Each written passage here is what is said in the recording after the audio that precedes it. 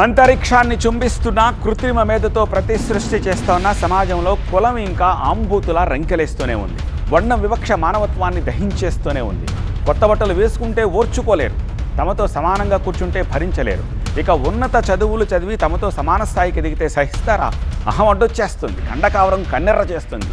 ఓ police ఉన్నతాధికారిని కుల దురహంకారం బలి తీసుకున్న దారుణంపై ఇప్పుడు దేశమంతా చర్చ జరుగుతోంది.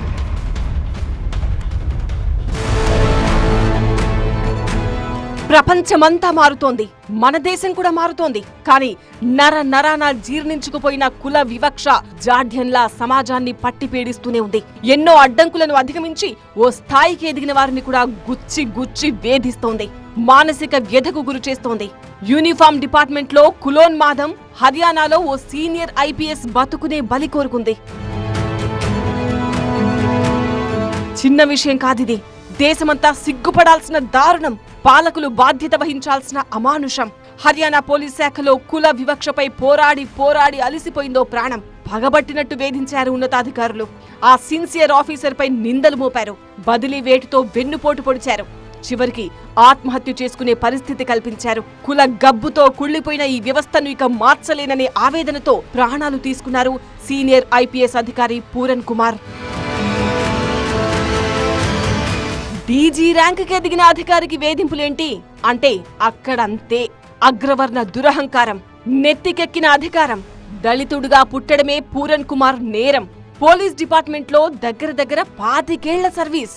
2001 బ్యాచ్ హర్యానా కేడర్ అధికారిని ఓ కరుడుగట్టిన నేరస్తుడిలా వెంటాడింది డిపార్ట్మెంట్లోని అగ్రవర్ణం. పోలీస్ శాఖలో కుల వివక్ష సహా అవినీతి అక్రమాలకు వ్యతిరేకంగా గొంతెత్తిన డీజీ పూరన్ కుమార్ ను వెంటాడి వేధించింది. ఓ లంచం కేసు కూడా మోపింది. సిన్సియర్ గా ఉండడమే కాదు, తాము చిన్న చూపు చూసే వర్గం నుంచి వచ్చిన వ్యక్తి ఉన్నత హోదాలో ఉండడాన్ని కొందరి అహం తట్టుకోలేకపోయింది. సృష్టికి ప్రతి సృష్టి చేస్తున్న కాలమిది. కానీ కుల వైరస్ దశాబ్దాలుగా ఈ వ్యవస్థను పీడిస్తూనే ఉంది. హర్యానా లాంటి రాష్ట్రంలో కుల కండకావరం రక్తంలో కలిసిపోయింది. సుప్రీంకోర్టు వద్దన్నా ఆగని కాఫ్ పంచాయతీలు అక్కడ ప్రజాస్వామ్య వ్యవస్థను పరిహాసం చేస్తున్నాయి. చిన్న కులాల వారు అణిగి ఉండాలనే ధోరణి ఇప్పటికీ పల్లెల్లో రాజ్యమేలుతోంది. పల్లెల్లో పాత వాసనలు పోలేదని సరిపెట్టుకుందామన్నా ప్రజాప్రాతినిధ్యంలో, ప్రభుత్వ వ్యవస్థలోనూ ఈ జాఢ్యం కొనసాగుతోంది. మనం అనుకుంటూ బలమైన వర్గం ఏకమవుతోంది. పూరన్ కుమార్ లాంటి బలహీనుణ్ణి బలి తీసుకుంటోంది.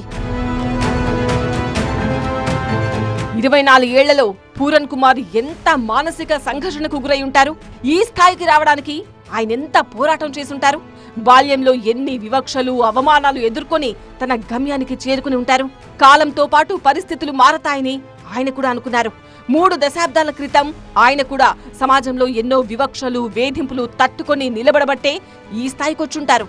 కానీ ఇన్నేళ్ల సర్వీస్లో కోరుకున్న మార్పు కనిపించలేదు. సర్దుకుపోవడానికి, నిందలు మోయడానికి స్వాభిమానం అంగీకరించలేదు. అందుకే మరణ వాంగ్మూలం రాసి కుతంత్రపు లోకం నుంచి నిష్క్రమించారా ఐపీఎస్ ఆఫీసర్.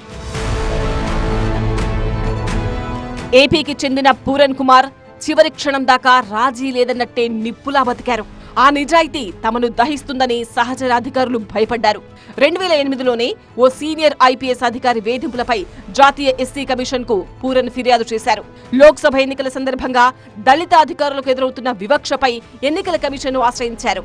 గతంలో ఐపీఎస్ అధికారుల పదోన్నతుల్లో అక్రమాలపై హర్యానా సీఎంకు లేఖ రాశారు. వివక్ష చూపిస్తున్నారంటూ హర్యానా డీజీపీపైనే ఆరోపణలు చేశారు.